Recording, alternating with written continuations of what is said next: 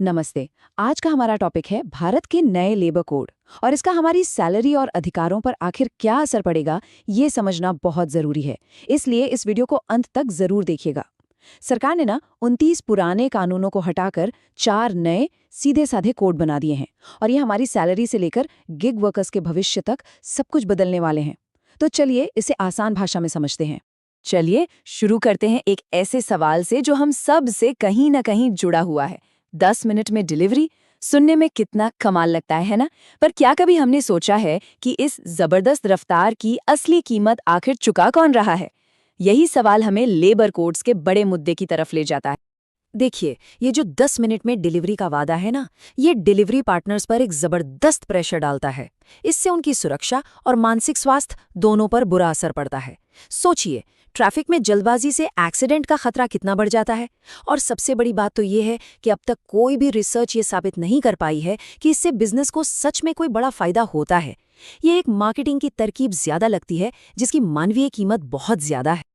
अब ये आंकड़ा देखिए, 1.2 करोड़। ये सिर्फ कोई नंबर नहीं है, ये है भारत में गिग वर्कर्स की तादाद। और ये वर्कफोर्स इतनी बड़ी है कि अगर हम ये मान लें कि हर वर्कर पर 4 से 5 लोग निर्भर हैं, तो हम लगभग 6 करोड़ लोगों की जिंदगी की बात कर रहे हैं।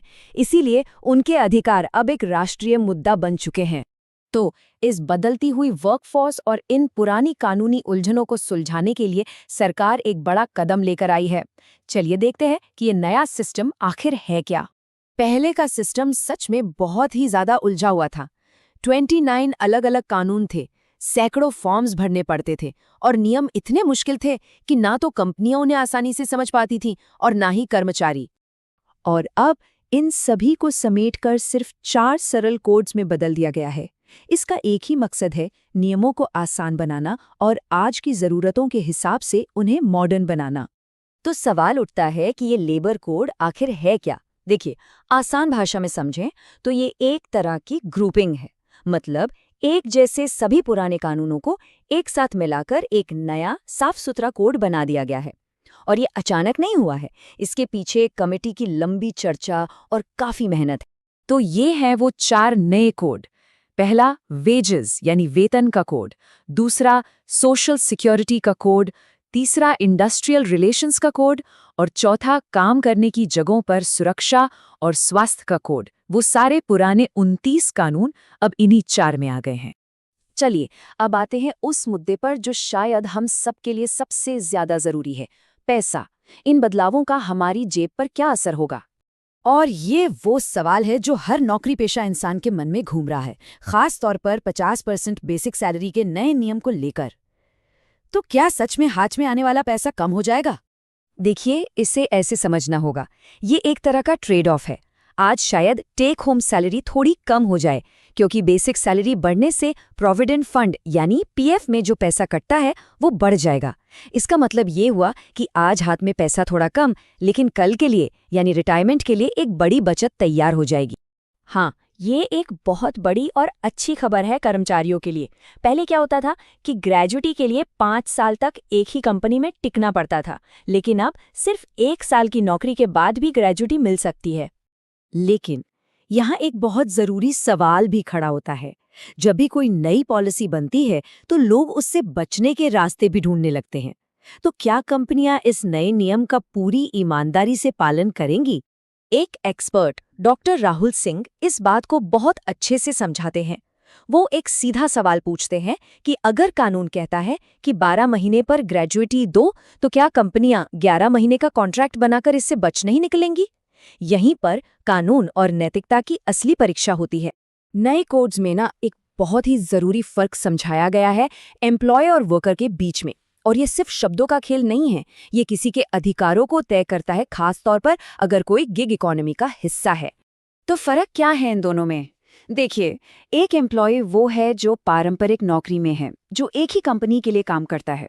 वहीं एक वर्कर, जैसे कि एक गिग वर्कर, एक साथ कई अलग अलग प्लेटफॉर्म्स के लिए काम कर सकता है। और सबसे बड़ा फर्क ये है कि उसकी सोशल सिक्योरिटी की जिम्मेदारी अब सिर्फ कंपनी की नहीं, बल्कि प्लेटफॉर्म और सरकार की मिलीजुली जिम्मेदारी होगी। तो इन गिग वर्कर्स को सोशल सिक्योरिटी मिलेगी कैसे? इसके लिए एक पूरा नया सिस्टम तैयार हो रहा है। एक नेशनल सोशल सिक्योरिटी फंड बनाया जाएगा। जो प्लेटफॉर्म्स हैं वो अपने टर्नओवर का 1 से 2% इसमें डालेंगे। केंद्र और राज्य सरकारें भी अपना हिस्सा देंगी और किसी भी प्लेटफॉर्म पर 90 दिन काम करने के बाद वर्कर इस सुविधा के लिए योग्य हो जाएगा। तो हमने ये तो समझ लिया कि आज क्या हो रहा है। अब जरा भविष्य की ओर देखते हैं। इन कोड्स का भविष्य क्या है और भारत में काम करने का तरीका किस ओर जा रहा है?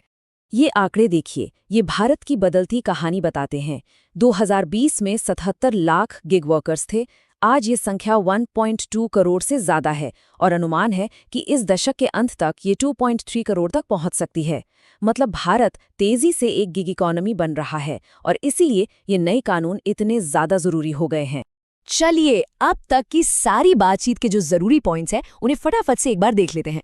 पहली बात, 29 मुश्किल कानूनों की जगह अब 4 आसान कोड आ गए हैं। दूसरी, टेक होम सैलरी बदल सकती है लेकिन लंबी अवधि की सुरक्षा बढ़ेगी। तीसरी और सबसे अहम बात, गिग वर्कर्स को पहली बार एक सोशल सिक्योरिटी का सुरक्षा कवच मिल रहा है, लेकिन हाँ, इसे लागू करने में चुनौतियां और लूपहोल्स अभी भी बाकी हैं। और आखिर में ये एक सबसे बड़ा सवाल हमारे सामने रह जाता है। कानून तो बन गए हैं और ये यकीनन एक जरूरी कदम है, लेकिन क्या कंपनियां कानूनी रास्तों से ज्यादा अपनी नैतिक जिम्मेदारी को अहमियत देंगी? ये नए कोड सुरक्षा का वादा तो करते हैं, पर सवाल ये है कि क्या नियत और नीति हमेशा एक साथ चल पाएंगी? इसका जवाब ही भारत के करोड़ों वर्कर्स का भविष्य तय करेगा। ऐसे ही जानकारी के लिए सब्सक्राइब कीजिए ऑल कैन स्टडी को। Thank you. चलिए अगली वीडियो में मिलते हैं।